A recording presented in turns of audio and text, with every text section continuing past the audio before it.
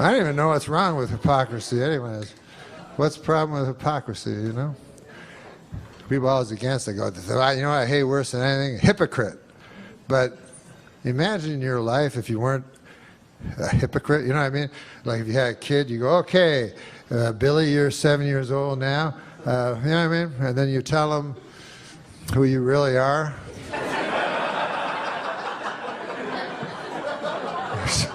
That's not a good idea. Now, sit down, Billy. I'm going to tell you some evil shit I did through most of my life that I've been keeping from you. But a guy was just telling me, hey, listen, Bill Cosby, first of all, is my hero ever since I was a kid, because I always wanted to be like him, and I got his albums, tried to emulate him, but I didn't like his stand-up, but I like the way he was as a man. Because this was before, they didn't say he was a rapist on the fucking liner notes of the albums, you know?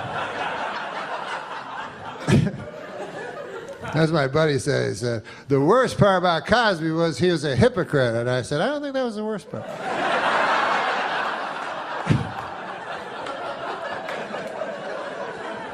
To me, the worst part was the raping. Way up high. And then the second would be the drugging.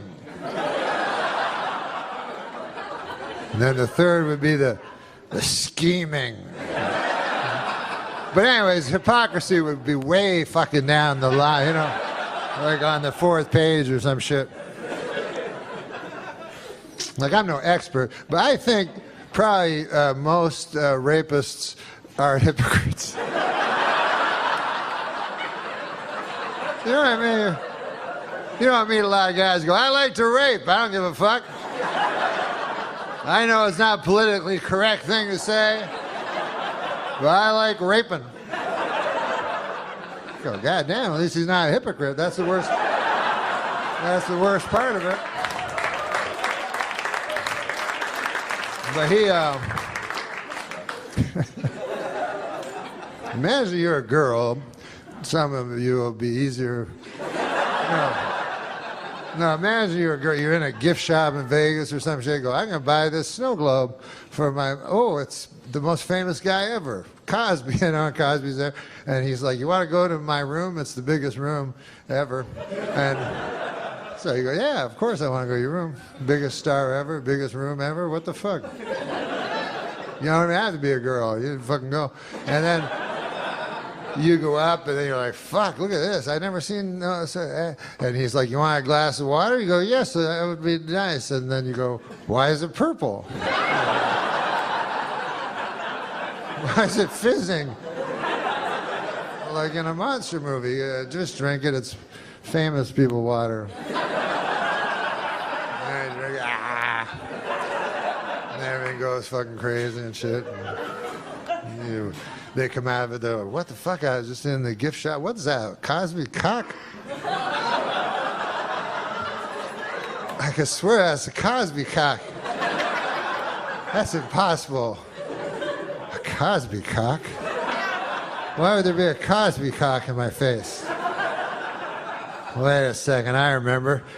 I'll call for help. Hypocrisy! A man committed hypocrisy on me in room 10304-204. There's too many numbers in the hotel room.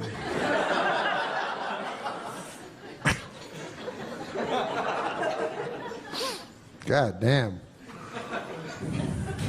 Cosby. But when you think about that show, people go hypocrite and shit. But in a way, when you think about the show he had a regular fucking life, but then what was his job? He looked in women's pussies and stuff.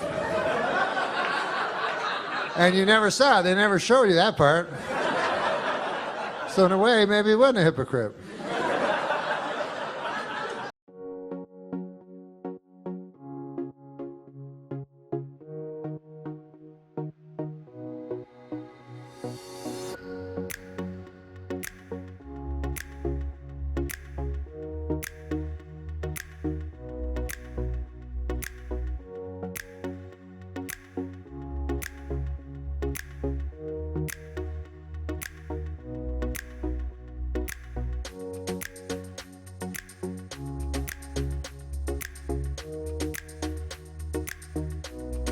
What the H is going on with Tiger Woods?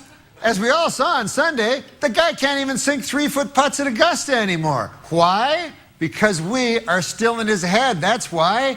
When I first heard about the scandal, like everybody else, I was shocked. You know, I was like, hey, wait a minute. Are you telling me that Tiger Woods, the $6 billion man, the greatest athlete in the world, the super handsome, charismatic guy, you're telling me that that guy likes to lie down with ladies? I don't buy it. I don't buy it for a minute. Then, when it was proved true, I got all self-righteous. I was like, I don't like hypocrites. He's a public figure, and that's not how he presented himself in public. He always presented himself in public as a golfer.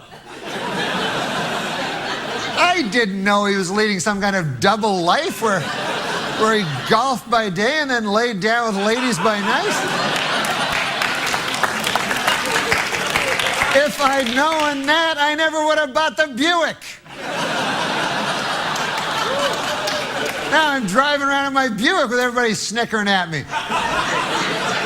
And listen, how naive was I? You know, what did I think Tiger's life was? You know, was he like, hey, I've won 4 straight majors. What should I do now? I know. I'll go back to my hotel room all by myself.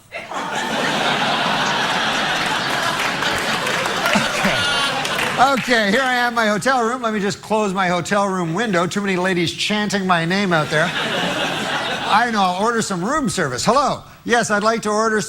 hello, Nicole. I'd like to order a chicken breast sandwich. No, if I wanted a job to end all jobs, I would have asked for one.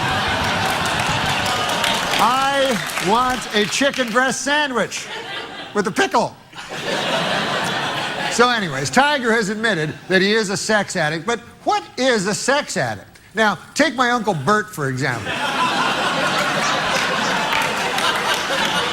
A fine fellow. He's been married to my Aunt Ruth for the last 50 years, and they still have a wonderful, healthy sex life. Now, ask yourself this. How addicted to sex do you have to be to have sex thousands of times over half a century with this thing?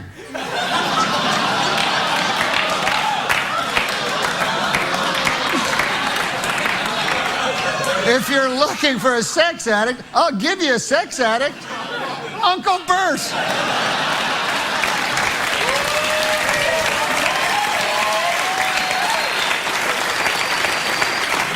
Now, also, Tiger is different than you and me. Now, how many chances do we have in our life to commit adultery? Maybe 10. So if we stray once, it's not even 10. We just think it's 10. If we stray once, that's 10%. Now, Tiger may have had sex with 50 or 60 girls, but what about the 3 million he could have but didn't? You got to factor those gals in. Then that makes the percentage 0.0000000006, which statistically is 0. So, from a strictly mathematical standpoint, Tiger Woods is the most faithful man who has ever lived. All right, so let's get out of his head and let Tiger be Tiger. What the H?